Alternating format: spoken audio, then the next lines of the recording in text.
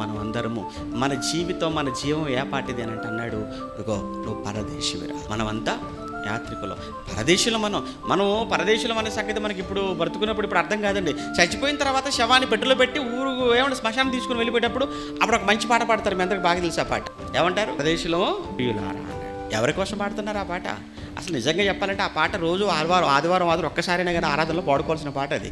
కానీ ఆ పాట బతుకున్నప్పుడు పాడితే ఆరాధనలో చక్కగా బాగుండేది. ఒక నిజంగా ఆ రోజు ఆరాధనలో ఒకవేళ ఈ పాట పాడుకుని ఉంటే అర్థమైపోయేది, నిజమే కదా, మన పరదేశులం కదా, మన పురమేది కాదు కదా. మన పురమేది కానప్పుడు ఈ అడుగు స్థలం కోసం ఏంటి మా అన్నతో గొడవ పడుతున్నాను, అన్న దగ్గరికి వెళ్ళిపోయి, అన్న సారీ అన్న, నాకు ఈరోజు అర్థమైపోయింది, అసలు ఈ దేశమే మంది కాదు, ఈ ఊరే మంది కానప్పుడు ఈ అడుగు స్థలం కోసం నీకు నాకు మధ్య విభేదం ఏంటి, కావాలని ఉంచేసుకో.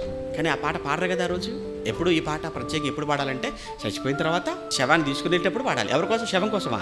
శవం వినదు కదా, శవం వింటేనే కదా, శవం వినే అవకాశం లేదు కదా, శవం ఎలాగో మారదు కదా. పేతురు గారు ఈ మాట చనిపోయిన వాళ్ళ కోసం చెప్పాడా, బ్రతుకున్న వాళ్ళ కోసం చెప్తున్నాడా? భూమి మీద మనమందరము పరదేశులము, యాత్రికులము, మన పురం ఇది కాదు, మన లోకం ఇది కాదు అన్న ఈ మాటతో కూడిన ఈ పాట ఆయన బ్రతుకున్నప్పుడు బ్రతుకున్నటువంటి వాళ్ళకి చెప్తే, మనం కూడా ఈ మాట కలిగినటువంటి ఈ పాట ఎప్పుడు పాడుకుంటే బాగుంటుంది?